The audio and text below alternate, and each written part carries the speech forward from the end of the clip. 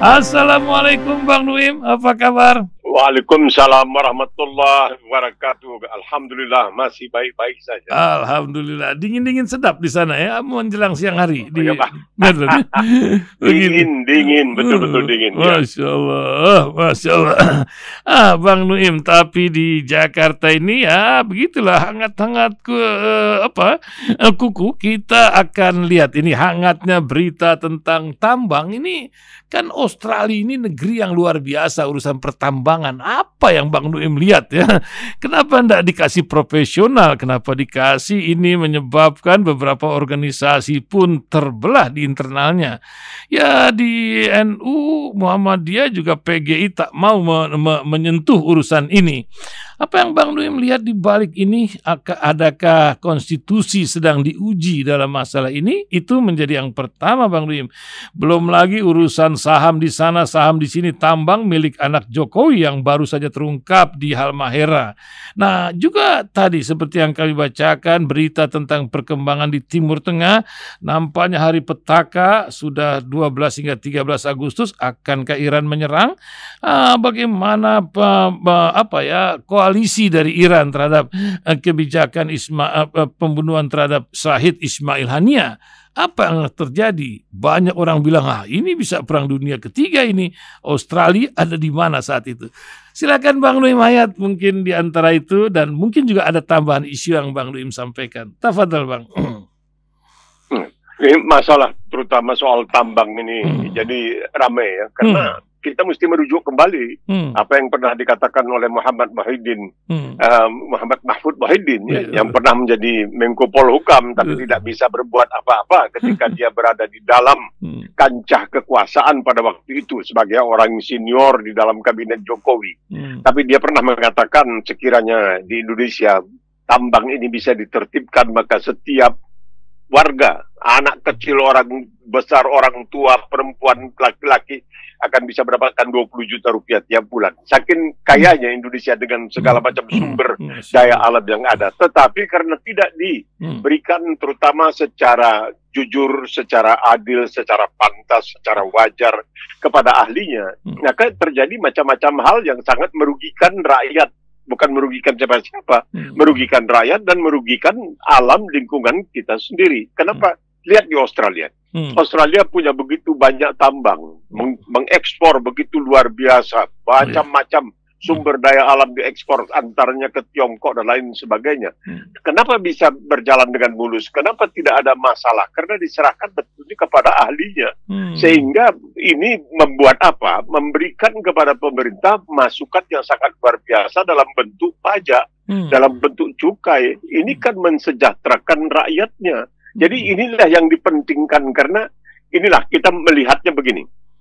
Ketika seorang Perdana Menteri Australia kalah setelah hampir 10 tahun, hampir 11 tahun berkuasa, ketika dia kalah dalam pemilihan umum, secara jujur ya, ini pemilihan umumnya tidak bisa diatur-atur ini secara jujur. Dan kemudian dia mulai menekuni suatu, katakanlah profesi atau tugas baru, yaitu sebagai penceramah. Dan dia kalau sekali ceramah itu di Amerika, dia bisa dapat sampai $100.000. Padahal gajinya sebagai seorang Perdana Menteri waktu itu hanya $300.000 setahun. Australia ya. Lalu orang bertanya, Perdana Menteri, kenapa Anda mau jadi Perdana Menteri dengan gaji begitu kecil? Sedangkan kalau menjadi penceramah kerjanya sesekali tapi pendapatannya begitu besar. Katanya iya, tapi sebagai Perdana Menteri saya mendapat kesempatan untuk mengabdi kepada rakyat. Nah ini dia. Mengabdi kepada rakyat itu pentingnya sangat luar biasa. Bukan mengabdi kepada keluarga, bukan mengabdi kepada kawan, bukan, tapi mengabdi kepada rakyat untuk kepentingan rakyat. Apakah dia memilih saya atau tidak memilih saya? Begitu saya terpilih, saya menjadi Perdana Menteri Australia secara keseluruhan. Ini yang harus diperhatikan. Menyerahkan urusan kepada ahlinya. Nah, kita mau bertanya, misalnya katakanlah ada seorang anak dari Medan misalnya, yang nggak tahu apa punya tambang di Halmahera, dia barangkali pun tidak pernah melihat Halmahera dan itu sebagai, apakah itu bisa dibenarkan kalau dia tidak melihat? Jangan lupa, di zaman Soeharto, itu anak-anak Soeharto pernah terjebak itu di dalam tambang yang kalau tidak salah saya ahlinya adalah orang dari Filipina yang mengatakan tambang ini penuh dengan emas dan lain sebagainya. Tahu-tahu tidak ada apa-apa ya. Itu bisa terjadi. Jadi sejak dahulu, iya betul. Oleh sebab itu, ketika orang ribut, kenapa Muhammadiyah yang selama ini dianggap begitu tegak lurus, nah ini perkataan tegak lurus ini begitu tegak lurus, istiqamah dalam persoalan kehidupan. Kenapa kok mau ngurus tambang? Saya pikir ada alasannya. Alasan yang bisa dibenarkan kalau kita mau berpikir secara arif. Yaitu barangkali Muhammadiyah mengatakan, daripada kesempatan ini diserahkan kepada orang yang nantinya akan melakukan hal-hal yang tidak benar, sehingga merugikan bukan saja negara tapi juga rakyat dan lingkungan, kenapa tidak kita ambil alih? Dan kita berusaha sekuat tenaga untuk mengelolanya dengan benar sehingga bisa menghasilkan pemasukan untuk rakyat, untuk kepentingan rakyat, untuk kepentingan organisasi dan lain sebagainya. Kenapa tidak? Kalau tidak diambil, nanti bisa jatuh ke tangan orang lain, seperti orang duduk di Medan, lah di mana di Halmahera dia pun tidak tahu mana Halmahera itu dan lain sebagainya. Maka itu kan merugikan. Lebih baik serahkan urusan kepada ahlinya. Jadi sebelum orang buru-buru menghantam Muhammad, saya bukan orang Muhammadiyah terus terang saja, karena Muhammadiyah itu adalah hisab. Saya orang ru'yah. Ya, tapi itu bukan persoalan. Ini al-haqq. Yang benar adalah benar. Kita mesti lihat dari segi ini. Bahwa diserahkan kepada Muhammadiyah, insya Allah mudah-mudahan semoga memang dikelola dengan baik. Sehingga bukan saja menguntungkan Muhammadiyah, tapi juga menguntungkan Indonesia secara keseluruhan, masyarakat secara keseluruhan, alam lingkungan kita secara keseluruhan. Karena sekarang ini kita tidak baik-baik saja kalau mau dikatakan dengan demikian. Sampai presidennya minta maaf. Presidennya yang didewakan. Saya dulu dicebol habis-habisan oleh orang-orang yang punya S1, S2, S3, S lilin, entah apa lagi. Mereka heran, bagaimana di Bung Lim kita masa? Saya katakan tunggu dulu. Nah, ini persoalan ini tidak semudah itu. Kita lihat, the end justifies the means, kata orang Inggris. So, akhirnya yang menentukan. Jadi husnul khatimah itu kita lihat bagaimana nanti akhirnya. Ini kita lihat. Nah, sekarang orang ribut. Waduh, anaknya juga. Ya, itu dah. Sekarang macam-macam tuduhan. Nah, kalau sekiranya anaknya dan menantunya bisa punya tambang, ini siapa lagi yang bisa punya tambang? Nah, sekarang udah minta maaf. Apakah menyelesaikan masalah? Tentu tidak. Karena dalam hukum itu harus dilaksanakan. Minta maaf, bagus. Tapi hukum harus dilaksanakan. Kalau tidak, nanti ada orang pergi bunuh. Maaf, saya salah, saya tidak bunuh. Tidak bisa. Dalam hal itu tidak bisa. Dalam hal itu hukum harus berjalan. Jadi itu dalam persoalan tambang. Jadi kita mesti melihat dari sisi yang benar. Tidak bisa, Muhammadiyah ngomong. Tidak. Muhammadiyah itu sudah terbukti dari sejak cukup lama sebagai sebuah organisasi yang betul-betul lempang dari sejak awal. Dan Muhammadiyah itu tidak pernah, yang seingat saya, kalau saya ingat saya sebagai orang yang sudah hampir berusia 86 tahun, tidak pernah begitu menyerahkan, seakan-akan berpihak langsung kepada pemerintahnya karena dia berkuasa walaupun dia dalam tanda kutip zalim itu. Tidak. Beda. Di zaman Soekarno kita lihat orang-orang Muhammadiyah seperti almarhum Hamka dan lain sebagainya itu masuk penjara, itu tidak menjadi persoalan. Jadi kita melihat sekarang ini. Dan ini juga menimbulkan pertanyaan sekarang ini. Banyak orang bertanya, Muhammadiyah melakukan sesuatu sebagai organisasi massa, sebagai organisasi Islam, bukan sebagai partai politik. Tapi kenapa PKS, Partai Keadilan Sejahtera yang begitu dibanggakan sebagai oposisi yang begitu berani menegakkan kebenaran dan lain sebagainya, tahu-tahu sekarang ini mengambil jalan yang dipertanyakan orang. Sebegitu pentingkah jabatan Gubernur Sumatera Utara, walaupun saya orang Sumatera Utara, sebegitu pentingkah sehingga harus mendukung orang-orang yang dianggap, saya terus terang saja, beberapa kira-kira sebulan, barangkali 5 minggu yang lalu, saya berjumpa seorang anak dari Medan yang akan masuk ke sekolah di sini, sekolah yang dikelola sekolah Raja Fahad ya. Jadi istilahnya itu sekolah dalam tanda kutip sekolah Islam begitu. Di Australia. Dia akan meneruskan ya di Australia. Aduh, pergi makan bersama. Saya tanya, bagaimana Medan? Aduh, parah kali. Parah. Saya bilang bagaimana parah? Kan itu wali kotanya, aduh parah kali gitu. Parah. Nah, itu kalau orang Medan udah bilang parah itu begitu. Jadi kita melihat kenapa orang yang kemudian dari kedudukan kecil sebagai wali kota, kalau tahu diusung hanya karena dia adalah menantu. Nah, itu dia. Saya suka mengatakan ketika terjadi peristiwa sama di Solo, ketika itu partai-partai politik sudah punya calon, tahu-tahu anak Jokowi yang sekarang jadi wakil presiden terpilih mencalonkan diri, semuanya undur. Kenapa? Nah, dia kan anak presiden. Dia kan anak presiden. Seakan-akan itu suatu yang magis. Seakan-akan itu suatu yang penuh dengan daya pesona yang sangat luar biasa. Pasti dia mampu. Serahkan urusan kepada ahlinya. Kalau tidak, tunggulah kehancuran. Ini yang kita lihat yang terjadi di banyak tempat. Ini masalah. Betul. Masalah berita juga, Bang Nuim. Ini Dewan Pers lagi uring-uringan. Kenapa influencer yang dibawa bukan wartawan? Ini juga menjadi sebuah profesi wartawan teraniaya akibat ini. Bang Nuim melihat apakah lebih efektif atau apa bedanya? Gimana, Bang Nuim? Untuk orang di Indonesia banyak orang di Indonesia karena begini.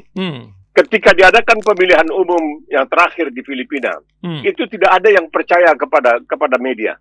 Mereka percaya kepada influencer. Mereka hanya percaya kepada sosmed.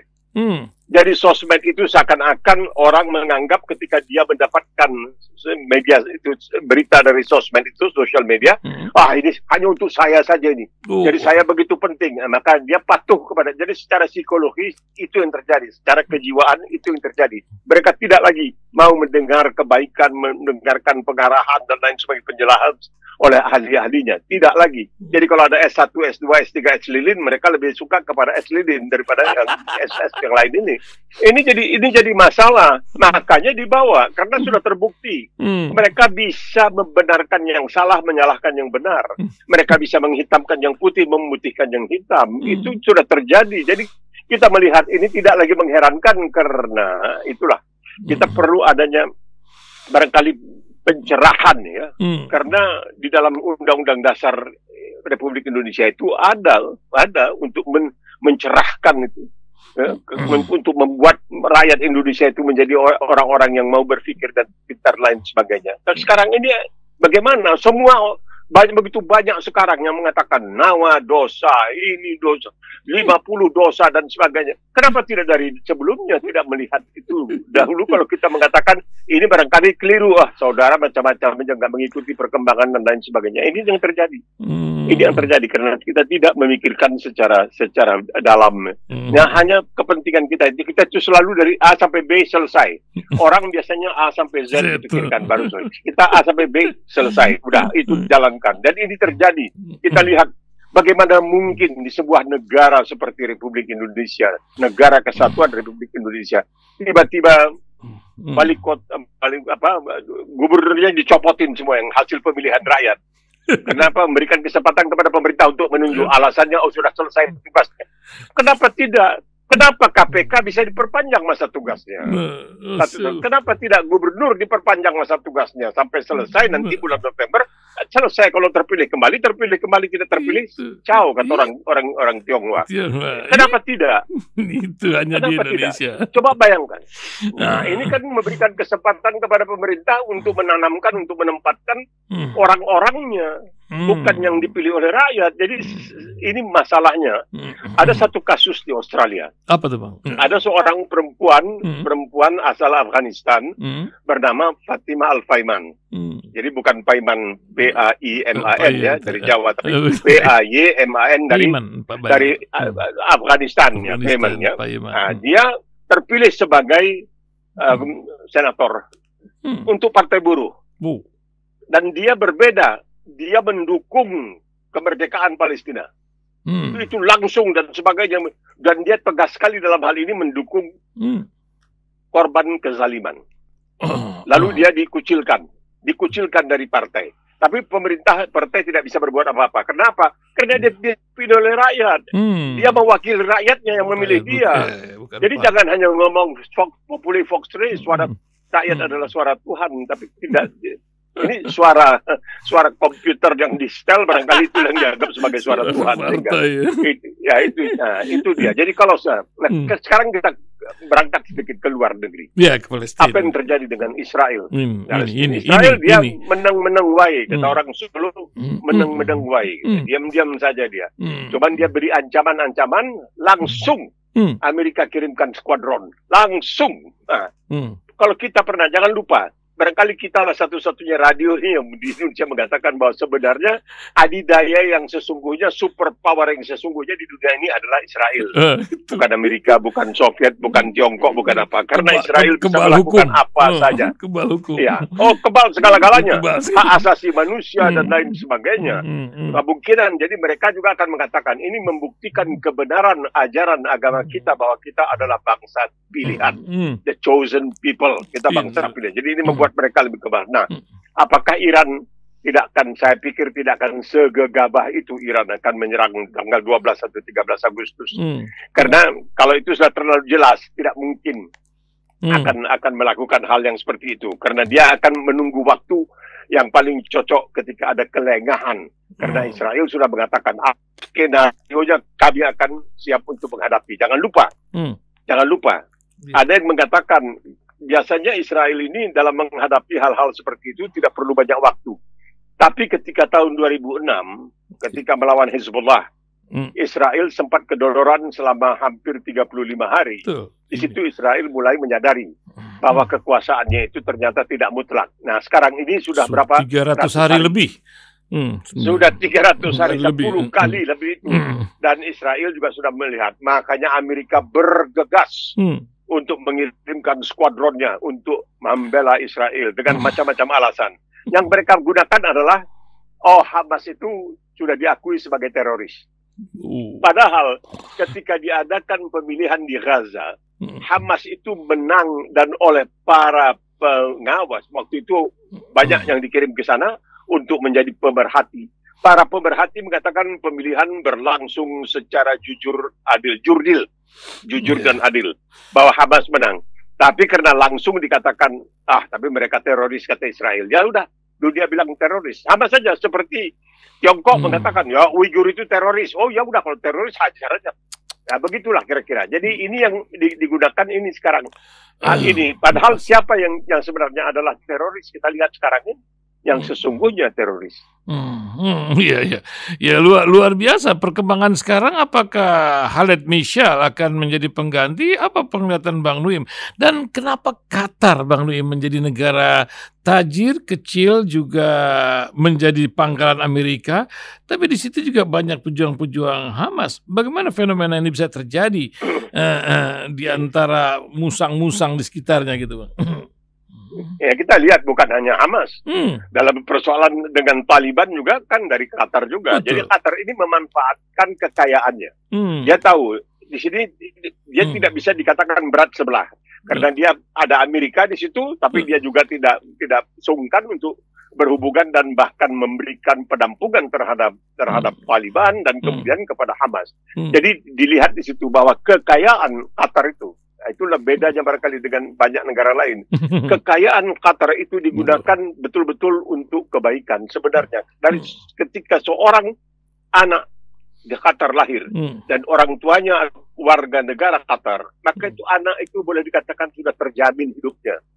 Karena pemerintah itu menyediakan, ya, jadi bukan hanya anak pemimpinnya, tapi anak warganya, bukan hanya anak pemimpinnya yang dijamin, ya, tapi anak warganya yang diberikan jaminan. Jadi dalam hal ini orang melihat bahwa Qatar waktu itu menyelenggarakan Piala Dunia dan lain sebagainya berlangsung dengan baik dan sebagainya sehingga orang mengatakan mungkin dia bisa memanfaatkan kekayaan yang telah diberikan rahmat yang diberikan Allah Subhanahu wa taala kepada negara kecil itu, di mana sebenarnya pendatangnya lebih banyak jumlahnya daripada penduduk aslinya, maka mereka bisa memainkan. Karena orang kemudian melihat bahwa Qatar tidak punya niat macam-macam.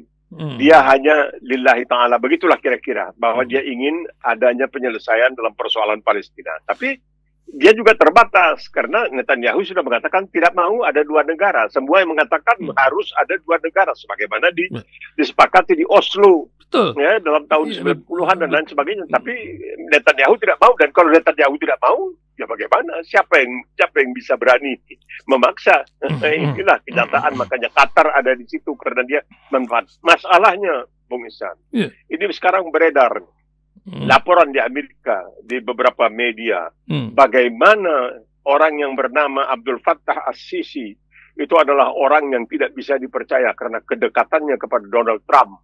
Dia dikabarkan, ini tidak bisa dibuktikan, pernah memberikan kepada Donald Trump bantuan uang untuk kampanye Donald Trump yang beratnya hampir 100 kilo dalam uang dolar.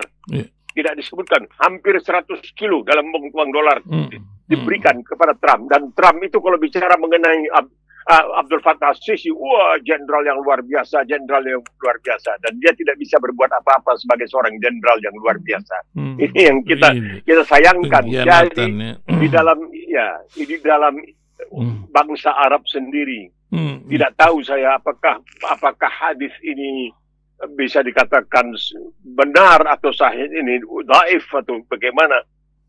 Dikatakan diriwayatkan Rasulullah SAW pernah berdoa memohon kepada Allah Subhanahu Wa Taala, ya Allah, jangan sampai bangsa Arab yang hidup di gurun yang begitu tandus kelaparan. Diberikan jaminan bangsa Arab tidak akan kelaparan. Kemudian dikatakan, ya Allah, jangan sampai orang-orang yang tidak berhak memasuki kedua kota suci Makkahul Mukarramah, Madinatul Munawwarah. Ya, itu diberikan jaminan. Kemudian Rasulullah berkata, ya Allah, kamu persatukanlah bangsa Arab. Nah, itu sampai sekarang izinnya belum keluar. itu belum ada. Jadi kita lihat apa yang terjadi di Sudan. Apa yang terjadi di Sudan? Arab lawan Arab. Apa yang terjadi di Yaman? Arab lawan satu Syiah, satu Ahlus Sunnah. Ya, itu terjadi. Ya, inilah masalahnya. Jadi satu pembuktian bagaimana karena mereka melupakan apa yang telah ditetapkan oleh Allah Subhanahu Wa Taala tidak dijalankan. Ya, inilah akibat-akibat. Ya, saya juga lihat fenomena di Palestina sebagai penutup, mungkin nanti Bang Nuim bisa melihat. Ini saya juga nggak tahu nih Abu Mazen kemana di tengah hiruk pikuk ini, dan persatuan yang didengungkan di Cina kemarin akankah terus bergulir, karena kalau ini bersatu itu menjadi poin yang luar biasa dari pergerakan bangsa Palestina. 300 hari bukan waktu yang sebentar juga merenggut ratusan atau ribuan nyawa di sana. Gimana Bang Nuim melihatnya? Iya. Jadi menarik kan bahwa Arab Saudi dengan Iran bisa dirukunkan kembali oleh Tiongkok. Betul. Sekarang Tiongkok bermain untuk merukunkan antara Hamas dengan Al-Fatah. Di mana Abu Mazen? Abu Mazen nggak pernah ada di mana-mana. Abu Mazen merupakan penghalang nomor 1 untuk Palestina. Saya pernah membaca satu tulisan panjang lebar tentang yang disebutkan sebagai organisasi Palestina pimpinan Abu Mazen itu. Mereka mengatakan anak seorang menteri Palestina membuat pengakuan bahwa bagaimana hebatnya korupsi yang terjadi, bantuan-bantuan yang disampaikan kepada kita tahu Abu Mazen ini sudah dalam keadaan pikun seperti, cuma Biden masih punya harga diri, dia mengundurkan diri. Abu Mazen, Mahmud Abbas belum melihat itu. Dia masih, dan dia sekarang dipertanyakan kemana dia ketika pemakaman Ismail Haniyah, kemana tidak ada sebagainya. Kita tidak tahu. Pokoknya selagi ada Abu Mazen dan ada Netanyahu, barangkali memang masih susah ini untuk menyelesaikan masalah Palestina. Karena Abu Mazen tidak bisa berbuat banyak. Tidak bisa berbuat banyak. Dalam keadaan seperti sekarang, ini bukan kesalahan dia. Ini memang hidup itu begitu, dari kecil jadi besar, jadi tua, kembali kecil, dan sebagainya. Ya, itu kan orang. Jadi ini yang menjadi masalah untuk bangsa Palestina sendiri, karena mereka juga tidak mau memilih orang lain nampaknya. Padahal banyak yang mungkin mampu dan bisa barangkali menyatukan antara Hamas dengan PLO lah, PLO, kalau mau dikatakan harusnya ya, dengan Al-Fatah ya. Indonesia harusnya bisa ya. Luar biasa, karena kembali kepada Agustus menjadi kemerdekaan Palestina sebagai pertama yang mengakui kemerdekaan. Bang Nuim melihat dari sana, apakah Indonesia sudah merdeka gitu Bang Nuim? Atau apa yang terjadi nih ya sebagai peringatan 17 Agustusan kita ini Bang Nuim? Orang yang walaupun macam mana masih pegang paspor hijau ini kan luar biasa ini. Ya, gimana Bang Nuim bisa demikian gitu? Silakan Bang Nuim. Bukan ini karena petuah dari budaya Melayu, di dalam budaya saya dibesarkan dalam budaya Melayu, tempat jatuh lagi dikenang, konon pula tempat bermain. Jadi itu persoalan pribadi ya, itu hanya soal sepucuk. Ya, satu kertas saja sebenarnya untuk mengatakan, tapi berat hati untuk mengubah kewarganegaraan. Kita melihat apakah bangsa Indonesia sudah merdeka, apa yang dimaksudkan dengan kemerdekaan itu? Ya, kemerdekaan itu tentunya kebebasan untuk berpendapat, kebebasan untuk macam-macam lah kebebasan. Dan kita melihat sekarang ini kebebasan itu, kemerdekaan itu bukan hanya dalam soal kebebasan dan lain sebagainya, tidak, tapi dalam makan minum juga kita harus bisa untuk itu. Dan sekarang ini dikatakan bahwa coba bayangkan di sebuah negara yang mengaku sebagai bangsa yang besar, hampir 100 juta orang di Indonesia itu tidak punya rekening bank. Padahal sekarang ini rekening bank itu dianggap penting sekali karena menyimpan uang itu aman. Dan hampir 100 juta orang di Indonesia atau 90 sekian tidak punya rekening bank dan lain sebagainya. Dan kita melihat orang bicara mengenai persoalan IKN, orang bicara mengenai soal pantai Indah Kapuk dan lain sebagainya. Kita melihat baru-baru ini ada yang mengirimkan video yang bikin banyak orang di luar negeri. Saya kirim ke kawan-kawan di luar negeri, mereka geleng kepala bagaimana ratusan pengendara motor menunggu kereta api lewat seakan-akan tidak ada aturan. Dan kemerdekaan itu bukan kemerdekaan berbuat sekendak hati, tetapi kemerdekaan berbuat sesuai dengan hukum yang berlaku supaya orang selamat. Yang lemah selamat, yang kecil selamat, yang besar selamat, dan lain sebagainya. Apakah kita sudah sampai ke sana? Ini yang penting. Apakah kita sudah sampai kepada titik itu? Di mana kita sebagai orang kecil tidak takut-takut. Sekarang ini kan orang mengatakan, wah tidak bisa, kenapa itu bukan KPK sudah diubah begitu. Tidak, itu bukan kemerdekaan. Dengan sebenarnya itu untuk kalau kita melihat ya di Australia ini yang selalu dikatakan seperti juga sampai batas-batas tertentu di Amerika juga dikatakan tidak ada yang berada di atas hukum atau di bawah hukum. Tidak ada yang berada di atas hukum atau di bawah hukum. Nah, itu yang suka kita kutip di sini. Wa idza hakamtum bainan nas an tahkumu bil adl. Ini yang masih kita dambakan, masih kita cita-citakan. Inilah yang terpenting barangkali untuk mengatakan kita sudah merdeka atau belum. Kalau kita melihat semuanya menjadi enggih, iya Pak, iya, tidak bisa. Mesti ada yang berani mengatakan, oh tunggu dulu, saya Pak, mesti ada pendapat. Ya, itu jadi kalau Rasulullah SAW mengatakan al-ikhtilafu ummati rahmah, bahwa perbedaan antara umat aku adalah suatu rahmah, ini kita kembangkan. Soekarno pernah mengatakan ini katanya kita harus gosok-gosokkan terus supaya makin tajam. Tapi dia pernah akhirnya membungkam kebebasan. Tapi dia pernah mengatakan harus digosok terus ini supaya makin tajam kita berpikir. Jangan apa Bapak mau? Dia kan anak presiden, dia kan mantu presiden, tidak bisa. Dia mampu atau tidak mampu? Ya itu dia, itu kita mesti bertanya ke sana. Mampu atau tidak mampu? Kalau tidak mampu jangan dikasih jabatan. Karena dia akan mempengaruhi nasib kehidupan rakyat. Itu yang penting mesti dipikirkan.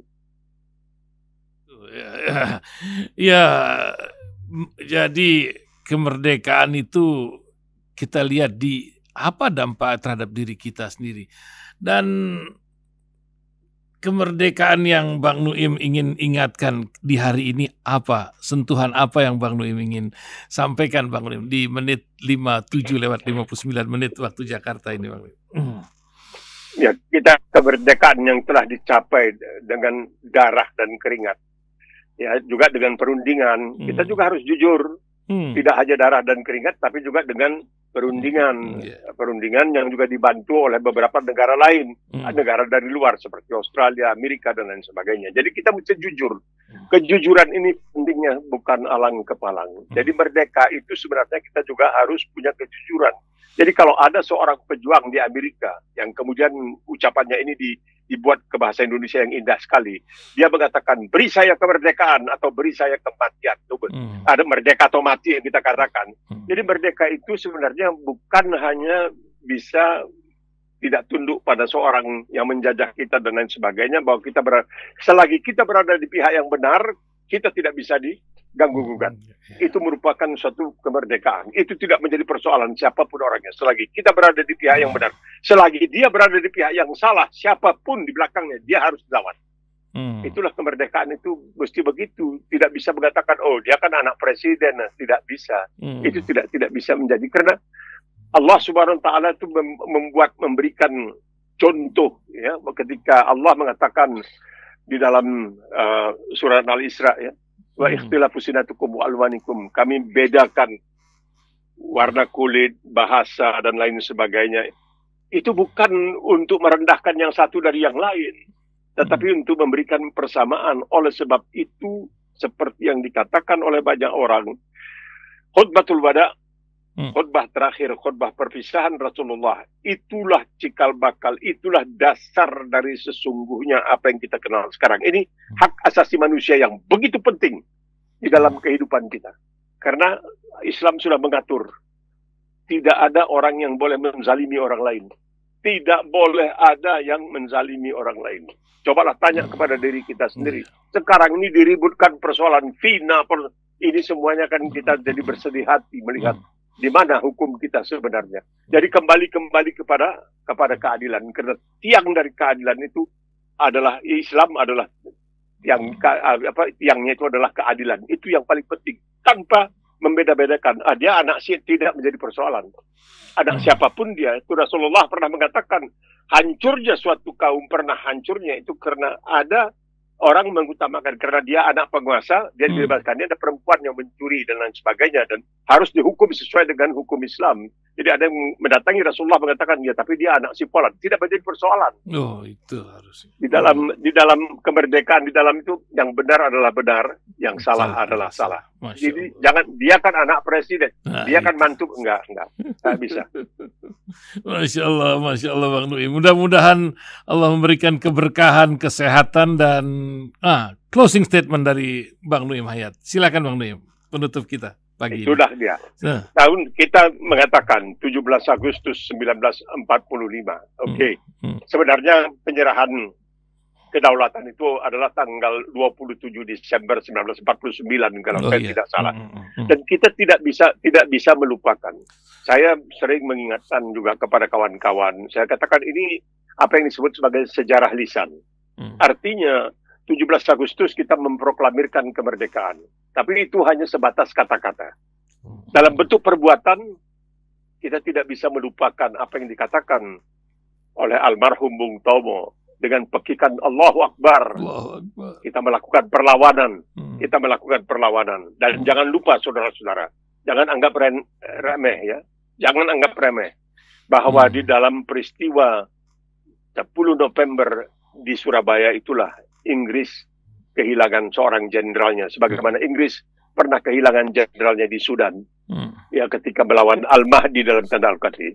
Jadi jangan sepelekan, tidak disebut-sebut nama Bung Tomo dan sebagainya. Oke, mungkin banyak yang tidak mau menyebut karena dia selalu kalau memulai penyemangatannya, dia memberikan semangat menggunakan Allahu Akbar dan selesai dengan Allahu Akbar. Tapi dia berjuang untuk kepentingan seluruh bangsa Indonesia. Jangan lupakan, seperti yang dikatakan oleh Khairil Anwar, almarhum Khairil Anwar, tentang Diponegoro, yang juga merupakan salah seorang pahlawan kita. Di situ Khairil Anwar mengatakan, sekali berarti sudah itu mati.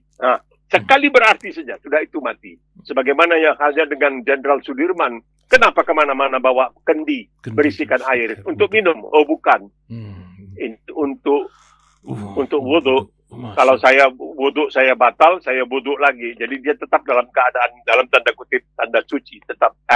Inilah pejuang-pejuang kita yang tidak pernah memikirkan diri mereka sendiri. Masya Allah. Terima kasih Bang Nuim. Mudah-mudahan kita termasuk pejuang-pejuang yang tidak memikirkan diri sendiri dan memikirkan banyak umat di tengah kita. Masya Allah. Semoga sehat selalu, terus bersemangat dan bermanfaat untuk banyak orang. Terima kasih. Assalamualaikum warahmatullahi wabarakatuh Bang Nuim. Waalaikumsalam.